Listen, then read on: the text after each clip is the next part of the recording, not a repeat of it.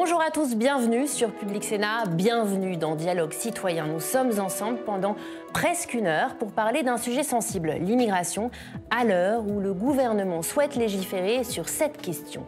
Dans cette émission, au travers de témoignages francs et très concrets, ce sont des perceptions différentes sur la réalité de l'immigration en France que 5 citoyens et citoyennes vont nous raconter, connectés depuis les 4 coins du pays. Et pour les écouter et leur répondre en plateau, 3 sénateurs et sénatrices.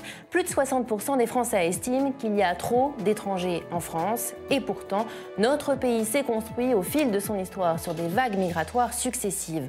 Aujourd'hui encore, l'immigration est une nécessité dans des secteurs dits sous tension. Face au vieillissement de notre population, l'immigration est peut-être une des solutions face au déclin démographique. Alors, comment mieux contrôler les arrivées sur notre territoire? Faut-il choisir ses immigrés? La France est-elle toujours une terre d'asile? Nous donnons la parole aux Français et à vous qui nous regardez. Hashtag Dialogue Citoyen sur Twitter. Mais d'abord, je vous présente nos élus de la Haute Assemblée qui ont accepté l'échange avec vous et avec nous tous. Muriel Jourda, bonjour, sénatrice LR du Morbihan. Bonjour. Philippe Bonnecarrère, sénateur centriste du Tarn. Et puis Jean-Yves Lecomte, sénateur socialiste représentant les Français de l'étranger. Mais d'abord, je vous présente également notre première citoyenne qui, à l'instar d'une majorité de Français, trouve qu'il y a trop d'étrangers en France et qu'il faut stopper l'immigration. Elsa Caduc, vous avez 43 ans, vous êtes consultante, vous faites du conseil en entreprise et vous habitez à Saint-Brévin, une commune de 15 000 habitants située en Loire-Atlantique, où vous vous opposez à un projet de centre d'accueil de demandeurs d'asile. Pourquoi ? Effectivement, Marie, notre maire, de façon complètement antidémocratique, en catimini et seule, vraisemblablement, a décidé de déposséder les Brévinois d'une belle parcelle dans la forêt qui fait partie donc de notre école locale. Et tout s'est découvert au dernier moment, puisque tout était déjà fait. Les habitants donc ont découvert de façon complètement ahurissante en dernière minute ce projet, donc qui n'avait pas du tout été discuté, pas du tout débattu au sein de la commune. Notre maire a décidé d'installer, donc de construire 60 logements pour 110 hommes seuls d'origine africaine, et il a décidé de les installer dans notre école, c'est-à-dire en face de notre cours d'école maternelle et primaire. Comment notre maire a-t-il pu choisir une localisation aussi délirante? Donc faire cohabiter donc des personnes du bout du monde avec des enfants. Elsa, qu'est-ce que vous craignez concrètement? Répondez-moi, qu'est-ce que vous craignez? Quelles sont vos craintes? Oui, tout à fait. Alors, nous menons ce combat pour les enfants. S'il arrive un accident parmi tous ceux qui veulent installer SCADA juste à côté de l'école, on se demande qui dira je suis les responsables ou le coupable et à ce titre, je mérite d'être jugé et condamné. Personne ne le fera. On nous dira c'est la faute à pas de chance. Donc nous, ici, on applique le principe de précaution. C'est-à-dire qu'on ne veut pas prendre de risques et exposer nos enfants. Donc c'est la raison pour laquelle on ne veut pas de SCADA dans notre école. D'accord, mais alors Elsa, vous faites partie des 60% qui pensent qu'il y a trop d'immigrés en France aujourd'hui. Vous faites partie de cette majorité de Français qui pensent qu'il y a trop d'immigrés en France? Oui, tout à fait. C'est-à-dire que vous aviez annoncé 60%, me semble-t-il. Selon l'étude Ipsos, il me semble que c'est plutôt 70% de ça dépend gens des instituts de sondage, mais en tout cas, c'est plus de 60%, voilà. C'est vrai. J'accueillerais volontiers le monde entier, comme dirait Gilbert Collard, si je pouvais accueillir déjà les Français. C'est-à-dire que quel un peu égoïsme inversé, on s'inquiète aujourd'hui, on n'a plus de services, on n'a plus de médecins. Ici à Saint-Brévin, on est en train de tout nous supprimer. Mais vous êtes aussi un territoire qui a peut-être besoin, Elsa Caduc, c'est un des arguments en tout cas du maire et de ceux qui souhaitent ce centre d'accueil de demandeurs d'asile, c'est aussi revitaliser, peut-être un moyen de revitaliser votre territoire avec des emplois qui ne trouvent pas preneurs notamment. Alors, je me permets de rebondir là-dessus parce que je suis profondément choquée quand on dit qu'on veut revitaliser les campagnes. On n'a jamais demandé à personne de revitaliser notre école. Notre école fonctionne bien, encore une fois. Elsa Caduc, on va écouter les sénateurs et sénatrices une première fois, puis on revient vers vous. Philippe Bonnecarrère, vous entendez Elsa. Est-ce que cette contestation elle est en train de monter? Est-ce que vous le constatez? Je crois que oui. D'abord, bonjour Elsa. merci aussi de nous donner en toute liberté votre témoignage. Je voudrais réagir de deux manières. Une première manière très directe, comme un peu à la manière de votre propre présentation. J'ai été maire d'une ville du Sud-Ouest pendant 19 ans et nous avons dans cette ville, Albi pour ne pas la nommer, un CADA depuis une trentaine d'années. Centre d'accueil des demandeurs d'asile. Oui.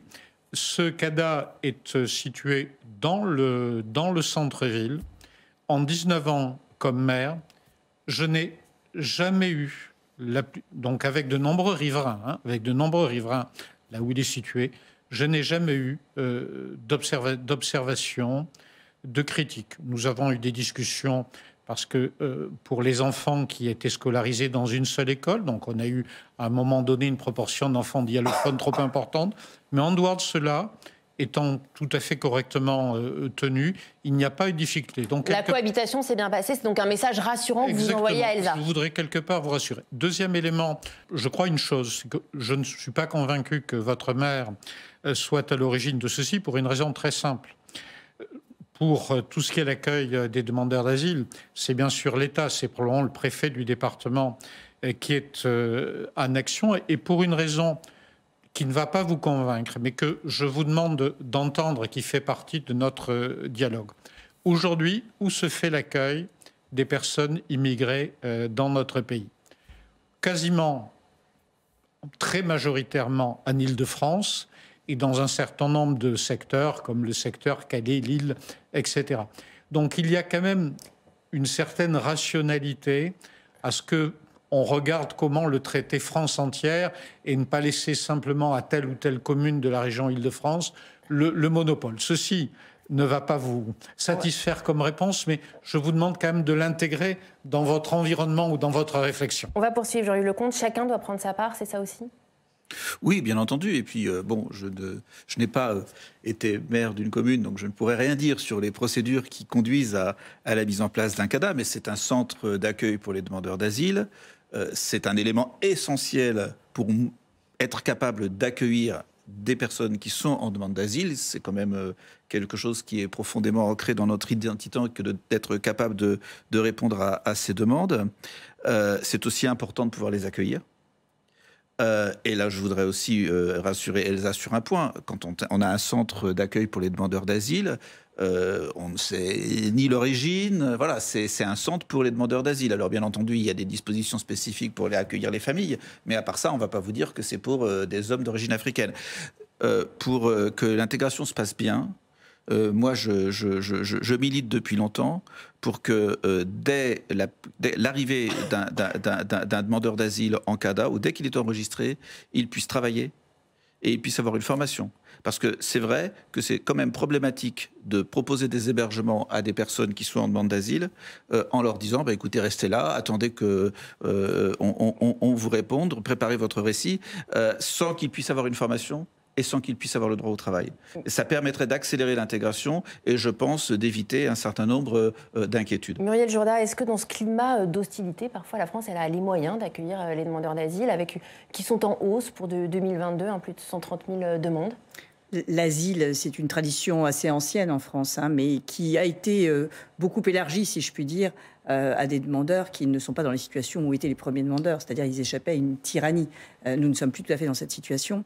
Maintenant, je peux entendre ce que dit Mme Caduc, parce que d'abord, on a le sentiment que le projet, tout le monde le découvre, et de manière générale, les projets qu'on découvre sans jamais en avoir entendu parler, pour les citoyens, quel que soit le projet, c'est assez difficile à accepter. C'est pas qu'une question de méthode. Mais c'est d'abord une question de méthode, je pense, et la question de fond, je peux comprendre qu'on se la pose, parce qu'aujourd'hui, quand on regarde d'où émanent les demandes d'asile, elles émanent effectivement de pays qui nous sont assez étrangers, finalement, en termes de culture, et il y a une inquiétude assez légitime à voir arriver un certain nombre de personnes qui n'ont pas nos mêmes règles de vie. Effectivement, il faut arrêter cette immigration complètement incontrôlée. Pourquoi on ne règle pas déjà la misère en France avant de faire venir des gens de l'autre bout du monde et laisser un petit peu crever nos concitoyens? Je vous rappelle quand même qu'il y a quand même 10 millions de pauvres en France. Est-ce que vous avez une dernière question, une question à poser à nos élus qui sont ici en plateau et qui vous écoutent? Alors, dans quelle mesure nos maires peuvent-ils intervenir pour stopper cette immigration bien souvent indésirable dans nos territoires? Muriel Jourda, je vous laisserai la parole. Pour les maires, alors je crois que les maires n'ont pas beaucoup de pouvoir d'action parce que la politique d'immigration, c'est une politique nationale et c'est une politique aussi européenne. Je vous propose maintenant d'écouter quelqu'un qui pense que nos immigrés ont toute leur place en France. Benoît Bernard, vous avez 53 ans, vous êtes le patron du restaurant gastronomique Les Toquets à Lille, dans lequel travaillent actuellement 3 personnes sans papier. Vous n'aviez pas le choix, Benoît Bernard? Déjà, j'ai l'impression, si vous voulez, j'entends certaines personnes, mais ils ont déjà rencontré des immigrés qui bossent ou c'est juste on raconte que. Parce que moi, j'ai pas l'impression du tout de vivre ce que j'ai entendu depuis tout à l'heure, quoi. Je veux dire, nous, on est là pour bosser, on n'est pas là pour refaire le monde. C'est des gens qui n'ont pas beaucoup de problèmes, hein, même malgré. Bon, bref. Donc oui, je sais pas. Moi, je bosse avec. De toute façon, on bosse avec des multinationalités depuis. Moi, j'ai bossé 22 ans à l'étranger. Le monde est le monde. J'ai fait ma formation aussi en tant qu'immigré. Hein. Moi, j'étais aussi résident français à Madagascar. Donc, je vois pas pourquoi on pourrait pas accueillir des gens qui bossent à partir du moment où, effectivement, ils emmerdent personne. Excusez-moi ma vulgarité ou ma familiarité. Moi, j'ai besoin d'eux et comme j'ai besoin de bras en ce moment parce qu'on n'arrive plus à faire tourner nos affaires. Et Benoît Bernard, vous employez actuellement, vous faites travailler 3 personnes sans papier. C'est aussi parce que vous n'aviez pas le choix? J'ai passé un entretien avec ces personnes et à la fin, ils m'ont dit on n'a pas de papier. Donc, si vous voulez, moi, comme le profil m'intéressait, j'ai dit écoutez, je vais me tourner vers mon avocat hein, et on va faire en sorte qu'effectivement, on puisse vous régulariser. Parce que vous les aidez dans leur démarche de régularisation. Vous allez au-delà. Bien sûr, même ça nous coûte financièrement. Quoi, hein. Moi, je prends 800 € par dossier pour payer un avocat spécialisé, que ce soit fait. Moi, si vous voulez, la démarche de les garder un an et puis de les renvoyer chez eux, ça ne me plaît pas bien. Quoi. Déjà, d'une, parce qu'on n'a pas du temps à les former. Hein, pas parce qu'ils ne savent pas parler français, au contraire, hein, ils ont peut-être même un français plus éloquent, voire que certaines personnes qui sont des Benoît Bernard ou des André Dupont. Hein, mais parce qu'on on les forme à nos exigences, à notre maison. Et ça se passe super bien. Quoi. Parce que Benoît, vous parlez justement de temporalité, parce qu'il y a un projet de loi immigration qui va être présenté en Conseil des ministres au début du mois de février. Et il s'agirait d'accorder un titre de séjour provisoire aux étrangers qui occupent déjà des emplois dans des métiers dits sous tension. C'est suffisant que ce soit un titre de séjour provisoire? On passe nos temps à former les gars, donc si on peut les garder un peu plus, nous, ça nous va bien. Quoi, hein. Je vais vous dire, quand vous formez, et puis c'est ciao, au revoir. Des gens comme ça, hein, encore une fois, on en a plein non plus. Hein. Donc, si moi, si vous voulez, un collaborateur que je peux garder quelques années hein, et qui fasse le chemin avec moi, ça me va bien, moi. Hein. D'ailleurs, Benoît Bernard, vous avez une question hein, pour nos sénateurs et sénatrices qui vous écoutent. La question, c'est de dire oui, comment on peut faire pour accueillir ces personnes dans la dignité, dans le respect, et puis que tout le monde s'y retrouve, quoi, en fait, plus ou moins, quoi. Comment faire en sorte que les travailleurs immigrés puissent rester en toute légalité? Philippe Bonnecarrère, vous avez la réponse? Je n'aurais pas cette prétention. D'abord, merci à Benoît Bernard de poser aussi frontalement, et qu'il vient de le faire, la question. Parce qu'il faut un peu de courage entre nous, dans notre pays, pour dire, comme vous le faites sur une télévision, mais j'emploie des personnes en situation d'irrégularité. Donc au moins, il faut vous reconnaître le mérite de la franchise et nous mettre face aux réalités. Là-dessus, il y a la question de la qualification. Je crois qu'il n'y aurait peut-être pas trop de difficultés dans la société française à accueillir des personnes qui sont qualifiées et qui vont effectivement apporter une valeur ajoutée dans notre économie. C'est plus délicat quand les personnes ne sont pas qualifiées. Et donc, quelque part, je vais vous poser 2 questions, Benoît Bernard, puis ça peut marcher dans les 2 sens. Quel est le type d'activité que vous faites assurer par ces personnes en situation irrégulière? Et imaginons demain que leur situation soit régularisée, combien vous les paierez? Benoît Bernard. Alors déjà, premièrement, faut savoir que c'est pas des personnes... On est dans la légalité, c'est-à-dire qu'on a fait des demandes auprès de la préfecture. Hein, c'est pas je vous prends et je vous paye en toute table. Hein. Ils ont des fiches de paye, des contrats d'extra. Et là, on est plus ou moins sur une régularisation d'une de nos salariés. Qu'est-ce qui est marqué sur le bulletin de paie? Pardon? Qu'est-ce qui est marqué sur le bulletin de paie? La qualification, le salaire. Le salaire, c'est clairement, hein, je vais vous dire, c'est le SMIC, hein, parce que c'est la demoiselle, elle sort de l'école hôtelière, mais par contre, elle est payée toutes les heures travaillées. C'est-à-dire que globalement, si elle fait, je pense que le mois dernier, c'est un salaire aux alentours de 1 600 € net. Elle arrive à midi, elle repart vers 11 h, quoi. Donc 4 jours par semaine. Donc, ouais, on n'est pas des exploiteurs. Là-dessus, si vous voulez, je suis assez clean depuis beaucoup d'années. Benoît Bernard, je voudrais quand même donner également la parole à Jean-Yves Lecomte. On le voit avec l'exemple de ce chef à Lille, la France a besoin d'immigrés. Pourquoi c'est si compliqué de l'affirmer aujourd'hui en France? Mais il faut qu'il y ait plus de gens qui le disent. Bien entendu, il faut que lorsqu'on a des situations de cette nature, effectivement, il y a aujourd'hui la circulaire Valls pour faire les régularisations, mais les préfectures ne sont pas toujours ouvertes à la régularisation. Avec des délais qui ne cessent de se rallonger. À la demande exceptionnelle d'admission au séjour qui est prévue par cette circulaire. Et je crois qu'il faut aller plus loin. Ce qui est dans cette partie-là du projet de loi est plutôt une avancée.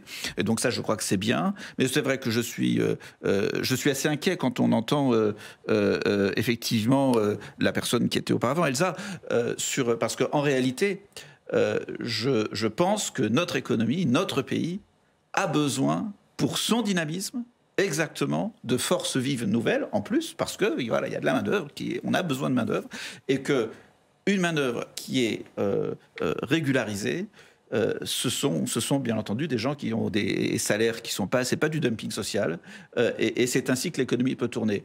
Si par contre, on préfère étrangler l'économie au nom d'une pseudo-recherche d'identité qui n'existe pas, alors là, franchement, notre pays va devenir un cadavre. Donc je crois vraiment qu'il faut militer, qu'il faut lutter pour pouvoir obtenir un maximum de personnes qui sont sur notre territoire. Quand les personnes sont sur notre territoire, qu'elles puissent travailler. Et je crois que le travail est un vecteur essentiel de l'intégration. Le travail, très rapidement, Elsa, vous voulez réagir au propos du sénateur Lecomte?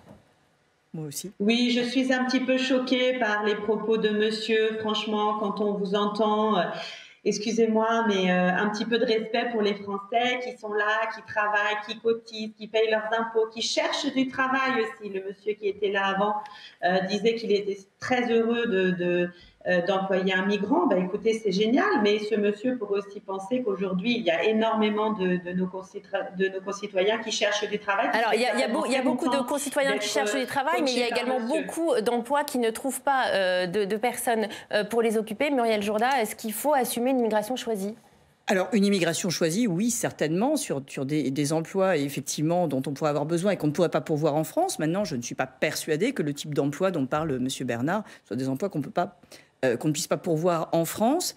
Et je ne partage pas du tout la vision de mon collègue Jean-Yves Lecomte qui pense que si nous n'avons pas d'immigration, la France va mourir. La France ne va absolument pas mourir. Simplement, ça, ce sont d'autres sujets qu'on aborde que l'immigration, le coût du travail, la façon dont, effectivement, on indemnise les gens qui ne travaillent pas. Ce sont des sujets qui sont véritablement à traiter aussi et qui sont en lien avec l'immigration. Après, l'immigration, elle est diverse. Et il y a évidemment des gens qui veulent travailler et qui sont immigrés. Et ça me paraît tout à fait légitime, dans la mesure où on rentre sur le territoire avec un titre de séjour. Alors, Benoît Bernard, on vous écoute. Alors moi, j'ai fait signer le contrat à la demoiselle, là, justement. La semaine dernière, son premier contrat, où plus ou moins elle va rentrer dans la légalité. Vous ne pouvez pas imaginer le changement de comportement de cette demoiselle. Si vous voulez, à un moment donné, elle est passée... C'est-à-dire changement de comportement parce qu'elle est passée d'une timidité, elle s'épanouit, elle est géniale, elle est de plus en plus, elle rentre dans l'entreprise, elle s'investit. Enfin voilà, c'est du pur bonheur. Je veux dire, vraiment, au début, je n'étais pas sûr de la garder parce qu'elle rasait les murs, comme on dit, et aujourd'hui, c'est une personne qui va prendre une belle place dans mon entreprise, quoi. Justement, Benoît Bernard, vous parlez de changement dans la vie de quelqu'un. Je voudrais maintenant qu'on écoute le témoignage de Nadia Sarawi, 52 ans, algérienne. Vous habitez Montreuil, vous venez d'obtenir début janvier un titre de séjour pour 1 an qui met fin à une période de quasi-clandestinité. Pendant 3 ans, vous avez vécu et vous avez travaillé comme garde d'enfants en France alors que vous étiez sans papier. Qu'est-ce que symbolise ce titre de séjour, Nadia ? Bonjour tout le monde. Ce qui symbolise pour moi, c'est la liberté et l'égalité. Et la dignité surtout. Ça a été compliqué de l'obtenir. Vous parlez de parcours du combattant. Ben écoutez, passé presque aujourd'hui 4 ans, En mars, je ferai 4 ans que j'étais sans papier. J'ai été régularisée, comme vous l'avez dit, le 2 janvier. C'est tout récent. J'ai eu la chance d'avoir des employeurs comme monsieur qui a accepté que je sois sans papier et qui m'emploie. Je suis nounou, je le suis toujours d'ailleurs. Je n'ai pas changé de métier et je les remercie parce que c'est grâce à eux que j'ai pu postuler à un titre de séjour. Parce qu'en fait, la préfecture vous demande d'avoir des fiches de paye, mais entre-temps, personne ne veut vous employer quand vous n'avez pas de papier. Vous dénoncez l'absurdité du système. Comment est-ce qu'on vit en France quand on n'a pas de papier? Comment vous avez vécu durant ces 3 années? Difficilement. Comme une punition. Il faut faire attention à ne pas se trouver dans un lieu où il y aurait des contrôles. Quand on voit de la police, même si ça ne m'a jamais posé de problème, mais j'ai vu d'autres personnes se faire interpeller pour contrôle d'identité et se faire quitter le territoire.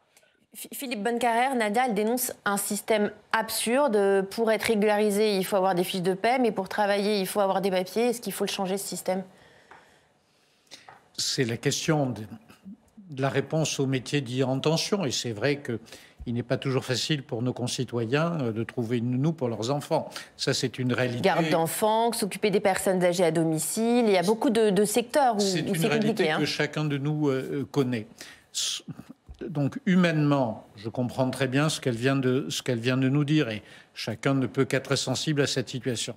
Maintenant, si vous posez la question à un parlementaire, que peut faire le Sénat, que peut faire le Parlement par rapport à cela, on est amené quand même à se poser une ou deux questions complémentaires. Et la première de ces questions, c'est de se dire pourquoi ce type d'emploi n'est pas actuellement assuré par nos concitoyens. Il y a probablement le type d'activité, mais il y a aussi une question de rémunération. Et le sujet le plus délicat, c'était le problème posé par Jean-Bernard tout à l'heure. Si demain, des emplois sont assurés par des personnes non qualifiées d'origine étrangère, payées au SMIC, on ne va jamais s'en sortir, parce que ça veut dire qu'on tire les salaires vers le bas. Donc moi, je n'ai aucune difficulté à ce que nous ayons des nounous qui viennent d'origine étrangère, à condition que les parents les paient correctement. Que quelque part, il y ait une sorte d'égalité de situation pour que l'un de nos concitoyens puisse dire « moi, j'accepte de faire cette... » Mais ces gens, ils sont... qu'ils soient régularisés. C'est ça. Pourquoi attendre autant de temps? Parce que les délais... Comme Madame le dit, de raser les murs. Donc, à partir de là, effectivement, on fait du dumping social. Il y a des situations de régularisation, sauf à considérer qu'il n'y a plus de frontières et que chacun vient quand il en a envie et pour faire ce qu'il veut. Ça, quand même, dans un État souverain, il faut quand même bien garder des frontières et avoir des règles. Ça ne peut pas fonctionner en claquant des doigts. Sans être discourtois vis-à-vis de la personne que vous venez d'entendre. Au contraire. Jourda, est-ce que vous êtes comme Bruno Retailleau, le patron des sénateurs LR ici au Sénat, pour un principe de régularisation zéro pour des travailleurs immigrés arrivés clandestinement en France? Alors, c'est la première question qu'on pourrait poser à Mme Saharoui, parce qu'elle se plaint de la façon dont elle a été traitée, mais elle est en situation irrégulière sur un territoire national qui n'est pas le sien. La première chose à faire, c'est peut-être d'arriver en situation régulière, c'est-à-dire d'accepter les règles qui sont celles d'un pays. Les pays ont des frontières et il est normal que les États fixent des règles, comme le disait mon collègue Philippe Bonnecarrère, pour permettre ou pas aux gens d'entrer. Donc d'abord, quand on arrive dans un pays, on fait en sorte d'y arriver en situation régulière. Ensuite, la régularisation, elle n'est pas de droit. Autrement, ça veut dire que les règles de passage aux frontières n'ont plus aucun sens. Dire on ne peut pas à la fois... Là, elle a été régularisée. Elle a été régularisée parce que c'est la circulaire Valls qui le permet, mais je n'y suis pas, moi, tout à fait favorable. Parce que ça veut dire qu'on fait perdre totalement du sens aux règles de passage aux frontières en disant finalement, si vous ne les respectez pas, c'est pas grave, on vous régularisera quand même. Ça veut dire aussi qu'il doit y avoir des éléments favorables dans son dossier. Autre chose, factuellement, moi je vis en Bretagne, qui est une région qui a le plus faible taux d'immigration de France.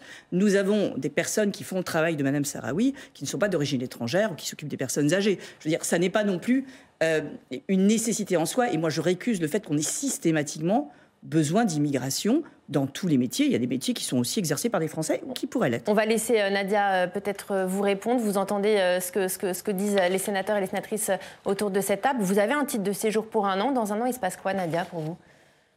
Je ne sais pas. Franchement, je ne sais pas ce qui va se passer pour moi. Pour le moment, je travaille et je suis toujours avec cette famille. Si cette famille va décider de finir le contrat avec moi, faudrait que je trouve une autre famille. Et je ne sais pas. C'est justement la question qui se pose aussi sur... je vais rejoindre Monsieur Bernard, le restaurateur, Monsieur Benoît Bernard, qui disait on ne sait pas, en fait, l'avenir, ce qu'elle nous réserve. Autour de vous, Nadia, vous nous disiez quand même en préparant cette émission, autour de vous, il y a beaucoup de personnes sans papier qui occupent le poste, qui font des heures de ménage, qui s'occupent des personnes âgées, qui s'occupent des enfants. C'est le cas autour de vous. Le matin, vous le dites dans le métro très tôt, c'est beaucoup une population immigrée, c'est le cas ? C'est une immigration immigrée qui s'élève très tôt le matin, 5 heures, 6 heures, ça dépend du trajet, de combien d'heures ils prennent déjà pour le trajet d'aller vers leur travail. C'est une réalité. Et qu'ils ont des enfants. Excusez-moi, je voulais juste répondre à Madame Muriel. On vous écoute, Nadia. Voilà, parce qu'elle disait déjà qu'on ne respecte pas les lois pour arriver en France. Je voudrais lui dire que peut-être il y a 10% qui ne respectent pas les lois pour venir en France. Il y a d'autres qui viennent. Moi, le premier jour où je suis arrivée, j'ai essayé d'entrer en contact avec la préfecture. Aucune réponse. Je n'ai eu aucune réponse. Ni des lois claires qui stipulent comment on peut être régularisé en France. Tout n'est pas clair. Dans les lois, ce n'est pas clair. Les préfectures, on ne peut pas avoir de rendez-vous. Impossible. Pas pour les Algériens. Ça dure des mois et des mois. Je crois que Philippe Bonnecarrère semble plutôt acquiescer à aller dans votre sens sur peut-être la complexité du système administratif en France. Ça, je ne peux pas lui contester. Il y aurait peut-être une réserve. C'est pour ça qu'il faudrait connaître un peu plus la situation, puisque, comme le dit mon collègue monsieur Lecomte, il y a des conventions spécifiques avec l'Algérie, donc je suis un peu étonné qu'elle ait eu ces difficultés. Mais globalement, je pense qu'effectivement, elle a raison, que nos règles sont effectivement compliquées. Je lui donne volontiers acte, il m'arrive moi aussi de prendre le métro, y compris tôt, que tôt le matin à Paris, il n'est pas contestable, madame, que ce sont souvent des personnes d'origine étrangère qui vont prendre leur activité. Donc on comprend bien ce besoin et je comprends votre argumentation. Notre seul point de débat, c'est à quel niveau on fixe le curseur. Si notre pays ne recourt à une main-d'œuvre d'origine étrangère que pour avoir des emplois non qualifiés, qui seront peu payés, qui permettront difficilement aux gens de trouver un logement correct, qui va les obliger à s'adresser à leurs concitoyens d'origine, avec derrière des problèmes de communautarisation. Et bien justement, et va nous amener notre seconde partie, Philippe Bonnecarrère, justement, après avoir parlé de la situation des travailleurs sans papier et de la crispation de certains autour de ce sujet de l'immigration, et bien nous allons nous poser la question de l'intégration des immigrés en France. Pourquoi certains Français ont le sentiment que la cohabitation est difficile, mais aussi comment mieux accompagner les étrangers qui arrivent dans notre pays. Et alors, on commence avec vous. Je vous présente Manuela Delbecq, 42 ans, commerciale ferroviaire, maman de 5 enfants. Vous habitez depuis 7 ans le quartier de la Mosson, à Montpellier, un quartier populaire auquel vous êtes attaché, mais qui manque de mixité sociale et ethnique. Selon vous, vous dénoncez une ghettoisation qui rend le quotidien parfois compliqué. Manuela, racontez-nous. Bonjour. Bonjour à tous. Oui. Effectivement, donc je suis arrivée à la Mosson donc, il y a 6 ans maintenant et c'est l'amour qui m'a conduit à la Mosson. J'ai rencontré mon nouveau compagnon et je me suis installée à la Mosson. Je n'avais pas mis les pieds à la Mosson quand je suis arrivée de Paris. Pourquoi ? Parce qu'on m'a présenté comme un quartier difficile, pas fréquentable, de délinquance. Donc, néanmoins, je m'y suis installée, je suis tombée amoureuse, si on peut dire, de ce quartier. Et là, j'ai découvert effectivement que c'était un quartier où il y avait 80%, si ce n'est 90% d'une même population, la population marocaine. Je m'y suis installée, avec mes enfants, et à un moment donné, je me suis posé la question, est-ce que j'ai laissé mes enfants dans les écoles du quartier ? Est-ce qu'ils allaient trouver leur place ? Mais c'est mes enfants qui m'ont dit, écoute maman, nous on n'a pas envie de se lever tous les matins pour aller dans les écoles privées du centre-ville. Pourquoi vous posiez ce genre de questions, notamment sur la scolarisation de vos enfants ? Parce que dans les écoles, il y a une absence totale de mixité. Qui se manifeste comment concrètement ? Est-ce que vous avez un exemple à nous donner ?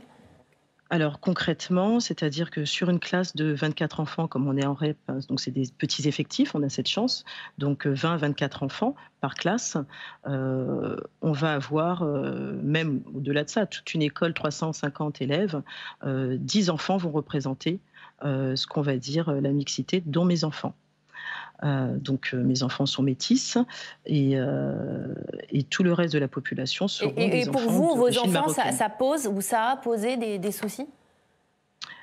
Exactement, puisque quand mes enfants sont arrivés dans les écoles, ils ont commencé à être confrontés à des questions. On leur a posé la question en quel Dieu tu crois? Tu manges du porc. Tu manges du porc, donc tu es un porc.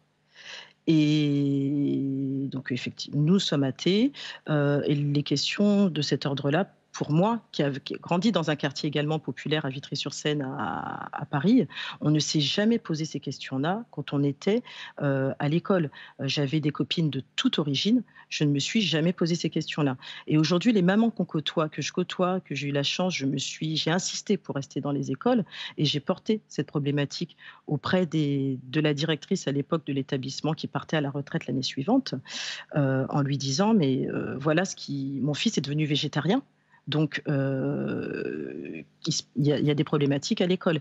Et là, elle m'a dit non, absolument pas, il n'y a pas de problème. C'est-à-dire qu'on ne veut pas y faire face à cette problématique? Absolument pas. On ne veut pas la nommer, on ne veut pas y faire face. On ne veut pas la nommer. Donc, ce qui se passe, c'est que si on ne parle pas des problèmes, on ne va pas les résoudre. Jean-Yves Lecomte, vous entendez le témoignage très concret de Manuela qui habite à la Mosson à Montpellier. Il faut nommer les problèmes pour pouvoir y faire face. Est-ce qu'on le fait suffisamment en France ? Sur ces quartiers où il y a peut-être une ghettoisation, une communautarisation. Oui, il y a malheureusement beaucoup de situations de cette nature. Vous l'avez même évoqué lorsque vous avez parlé de mixité sociale. Et c'est vrai qu'il y a sur cette question-là un déficit total de politique publique. Donc la faute à l'État, c'est ça ? À l'État et pas seulement, à tous les décideurs. Moi, je constate que je suis sénateur des Français à l'étranger, mais je suis aussi rentré en France après 20 ans à l'étranger quand j'ai été élu, j'ai vu les choses. Enfin, on a quand même l'impression que dans un certain nombre d'endroits, tous ceux qui ont la capacité et les moyens, effectivement, comme madame, de pouvoir essayer d'éviter cette ghettoisation, ils le font et finalement après, ils acceptent cette situation. Alors que rares sont ceux qui y font face comme madame. Donc voilà, il y a un réel besoin, effectivement, de remettre des services publics partout, l'égalité pour tout le monde.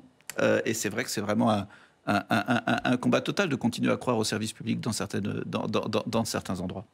Muriel Jourda, ce quartier cumule aussi les problèmes peut-être de mixité ethnique, mais également problèmes sociaux, puisque il compte 60% de logements sociaux et 58,5% de ses habitants vivent en dessous du seuil de pauvreté.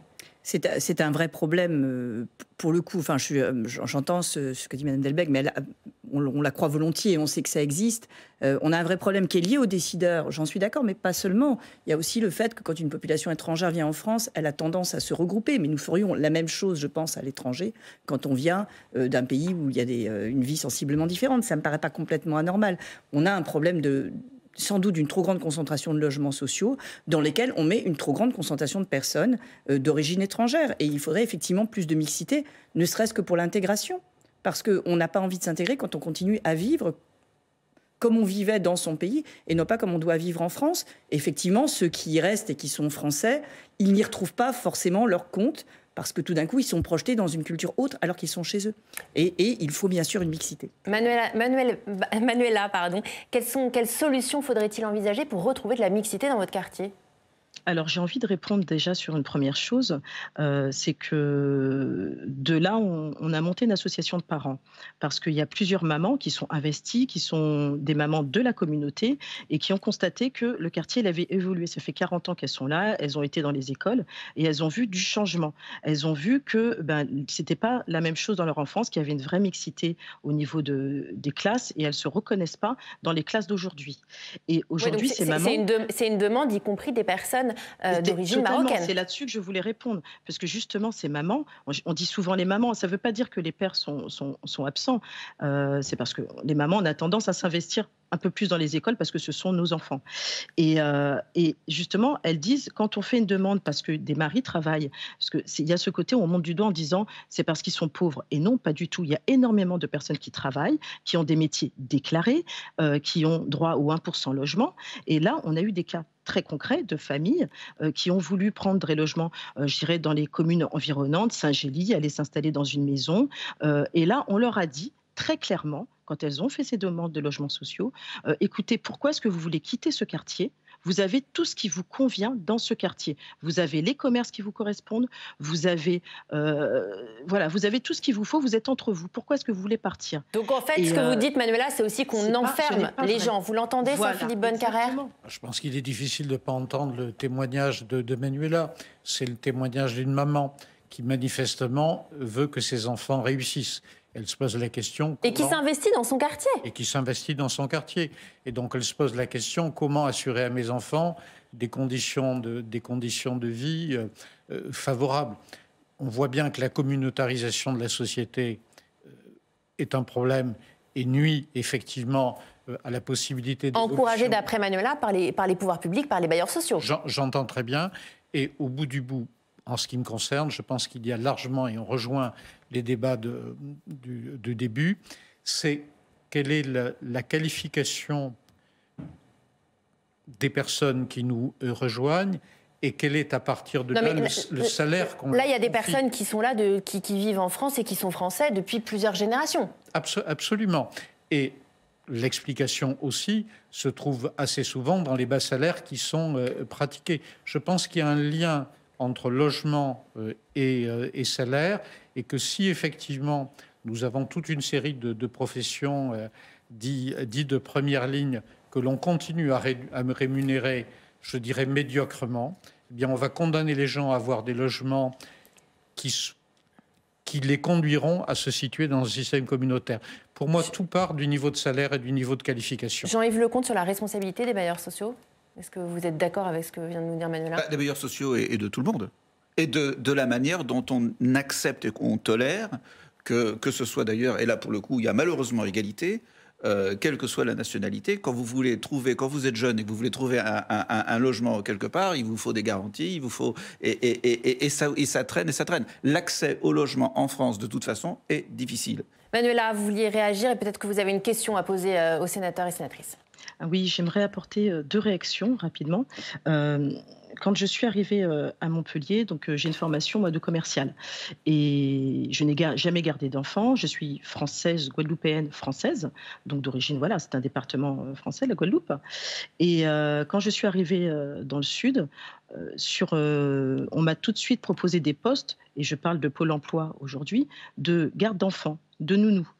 Et donc j'allais aux entretiens en leur expliquant que je n'avais jamais gardé d'enfants et que j'étais commerciale.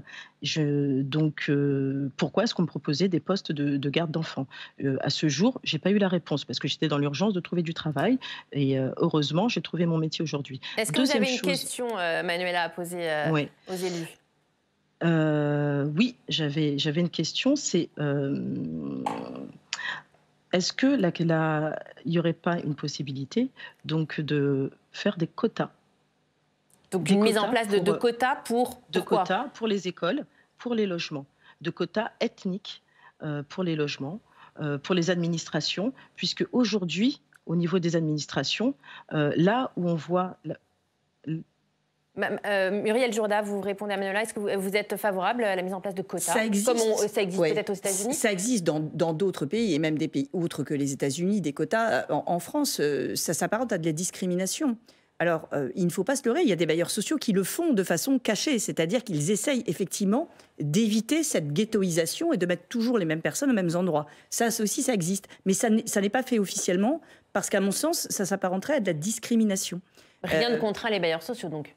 rien ne contraint les bailleurs sociaux et certains, en accord avec les élus, font l'inverse de ce qu'on dénonce jusqu'à maintenant, c'est-à-dire tentent justement d'éviter cette ghettoisation en ayant une plus grande mixité dans les logements qui, c'est vrai, est mieux garante d'une vie en commun, très clairement. Hein. Mais j'entends tout à fait ce que dit notre intervenante et je conçois aisément sa demande qui, sans doute, si on y répondait positivement, résoudrait un certain nombre de solutions. Philippe Bonnecarrère, rapidement, vous y êtes favorable à cette mise en place de quotas ?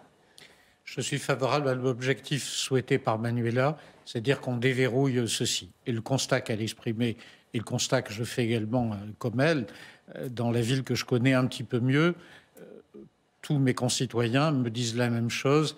Il y a 30 ans, les choses étaient différentes dans les quartiers dits de politique de la ville. Alors aujourd'hui, notre société essaie de résoudre ça en restructurant ces quartiers, en diminuant le nombre d'appartements. Alors justement, il y a un grand chantier sur le quartier de la Mosson, puisqu'il y a 10 ans de travaux qui sont prévus, de rénovation urbaine, justement pour tenter de lutter peut-être contre cette ghettoisation. C'est une politique qu'on suit France entière et dans laquelle notre pays investit énormément.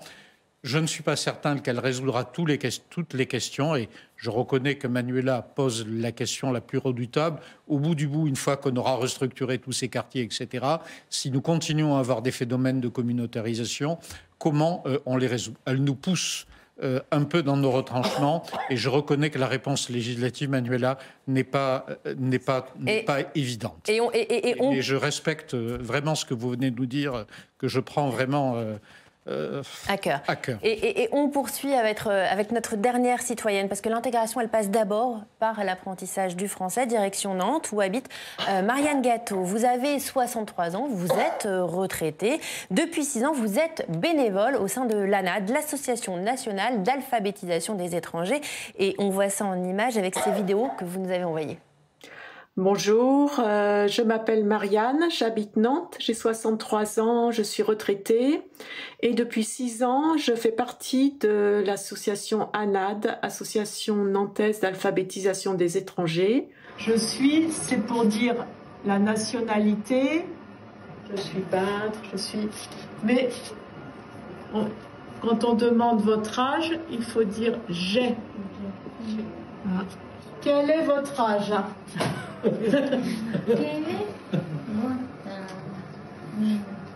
J'ai 42. 42, oui. 42 ans.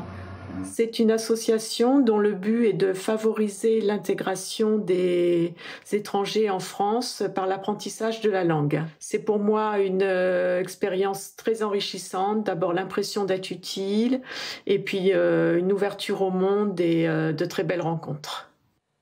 Marianne Gâteau, bonjour. Bonjour. Ces cours que vous donnez à ces étrangers, ils sont essentiels pour eux? Ah oui, bien sûr, oui. Pour eux, c'est parfois le seul contact, disons, amical avec des Français depuis qu'ils sont arrivés à Nantes. Ils ont des contacts professionnels ou avec les administrations. Mais là, c'est un lieu où ils apprennent, mais bon, on essaie qu'il y ait aussi beaucoup de convivialité. Vous croulez sous les demandes, clairement ? Ah oui. Les inscriptions, c'est un moment très dur parce qu'on peut accueillir en tout 120 étrangers dans nos cours.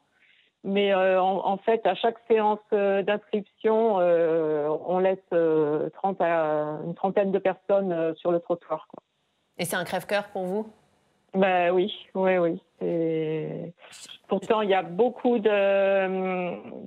d'associations qui donnent des cours de français. Il y a aussi des cours par des associations proches de la mairie, mais en fait, on n'arrive pas à répondre à toutes les demandes. Je tiens à préciser que vous les accueillez sans condition, c'est-à-dire que vous n'exigez pas qu'ils aient des papiers ou les cours sont gratuits. C'est important de les accueillir justement sans condition aucune. Oui. Parce que, de toute façon, il n'y en a aucune ressource. Et puis, les autres, ils ont des petits salaires. Et puis, ceux qui n'ont pas de papier, ça, on n'en sait rien, on ne leur demande pas. Et sans la maîtrise de la langue, rien n'est possible pour eux pour se construire un avenir en France? Oui. Alors, ce qui est étonnant, c'est qu'il y en a quand même beaucoup qui ont du travail. Hein. Ils travaillent chez des maraîchers, ils travaillent dans la restauration. Même en parlant très mal français, ils arrivent à trouver du travail. Ils font du ménage. Enfin bon, on en a déjà parlé, je crois, précédemment, hein, dans le bâtiment, etc. C'est un devoir moral. C'est un devoir moral que de les accompagner, que de les accueillir pour vous, Marianne? Oui, mais enfin c'est surtout un plaisir, hein, parce que c'est une rencontre avec un mélange de population qui en plus, il y a un très bon esprit dans les cours, ils s'entraident. Nous, notre petit groupe, là, on a 10 nationalités pour 10 apprenants. Donc, mais Marianne, qu'est-ce que vous répondez à ceux qui trouvent qu'il y a trop d'étrangers, trop d'immigrés en France? Je réponds qu'ils sont là pour des raisons qui leur appartiennent, mais souvent très douloureuses. Donc ils ne partiront pas, hein, ils resteront. Et alors le mieux, c'est de les accueillir le mieux possible. Hein. Il y en a qui fuient la guerre, il y en a qui fuient la misère. Qu'est-ce qu'on ferait à leur place? On n'en sait rien. Après, ils trouvent leur place, hein, au moins au niveau du travail. Et donc, autant les aider à s'intégrer, ils ne demandent que ça. Hein. Être plus accueillant, ce devoir d'humanité, vous entendez ce que dit Marianne, vous allez dans son sens? Alors, je rappelle que le devoir d'humanité, c'est le droit d'asile, et que le droit d'asile est bien plus accueillant en France que dans beaucoup de pays, si on en regarde les règles. Donc, je ne pense pas que nous manquions notre devoir d'humanité. Après, j'entends humainement ce que dit notre intervenante. Vous ne pouvez pas demander à un gouvernement de ne poser aucune règle pour entrer en France. Autant dire qu'on n'est plus un pays, donc, et qu'on n'est plus une nation et qu'on n'a plus de frontières.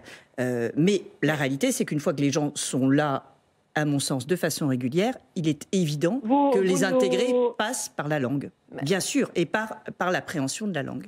Marianne Gâteau, vous entendez ce que dit Muriel Jourda? Oui. Alors, elle nous parle d'entrer de façon régulière, mais en fait, les gens qui fuient la guerre et qui arrivent sur les bateaux en Méditerranée, ils n'ont pas de papier, bien sûr. Comment peut-on leur demander d'arriver avec des papiers, là? Je ne comprends pas, il y a une réalité. Cette association, l'association dans laquelle Marianne a d'abord été créée pour accueillir les boat people dans les années 70. Jean-Yves Lecomte, est-ce que l'État doit aider ces associations qui font de l'accueil inconditionnel? D'abord, moi j'ai envie de lui dire super et merci.